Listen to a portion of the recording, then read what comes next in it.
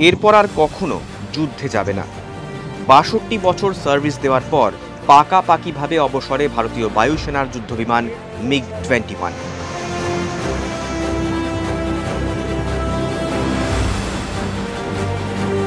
১৯৬৩ ভারতীয় বায়ুসেনায় প্রথমবার অন্তর্ভুক্ত হয় সোভিয়েত যুদ্ধবিমান মিক-1 গুরেভেচ ওরফে মিগ। অনেক উঁচুতে উঠতে পারে এবং আমেরিকার সে সময়ের ইউ-2 গুপ্তচর বিমানের মোকাবিলা করতে সক্ষম। ইন্টারসেপ্টর নকশার ১৩টি MiG-21-এর একটি ব্যাচ দিয়েই শুরু হয় অপারেশন। এরপর কম বেশি ১২০০ মিগ নানা সময় নানা প্রয়োজনে ভারতীয় বায়ুসেনাকে পরিষেবা দিয়েছে। ভ্যারিয়েন্ট রয়েছে মোট ৫টি: MiG-21, 23, 25, 27 এবং 29। বিমানযুদ্ধ, প্রতিরক্ষা, স্থলে আক্রমণ, পাইলটদের প্রশিক্ষণ, তাছাড়াও দীর্ঘ আয়ু এবং একই সঙ্গে প্রয়োজন অনুযায়ী খাপ খাইয়ে নেওয়ার ক্ষমতা। বিবিধ কারণেই দশকের পর দশক ভারতীয় বায়ুসেনার শিরদাঁড়ার ভূমিকায় থেকেছে। সেই MiG-21 নাকি অবসরে।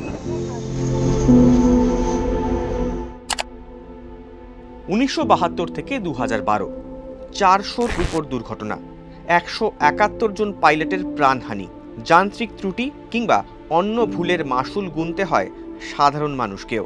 মৃত্যু হয় ৩৯ জনের। শেষের বছরগুলিতে MiG-21-কে বলা হতো ফ্লাইং কফিন।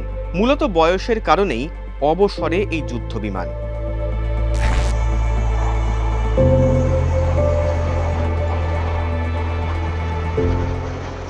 যে কারণে মিগ স্মরণীয়।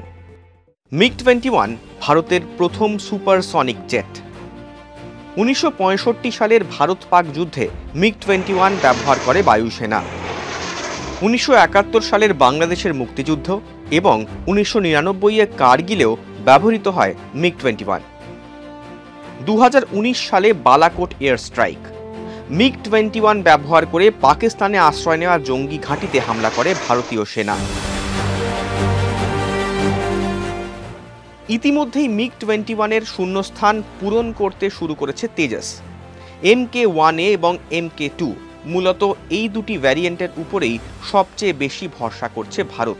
২০৩০ সালের মধ্যে অবসর সরণিতে চলে যাওয়ার সম্ভাবনা রয়েছে জাগুয়ার, মিরাজের মতো যুদ্ধ বিমানেরও। এক্ষেত্রেও তেজসকেই অগ্রাধিকার দেওয়ার কথা ভাবছে ভারতীয় সেনা। এখনই ফ্লাইং ড্যাগার্স, ফ্লাইং বুলেটস এবং কোবরা স্কোয়াড্রনে ব্যবহার করা হচ্ছে তেজস।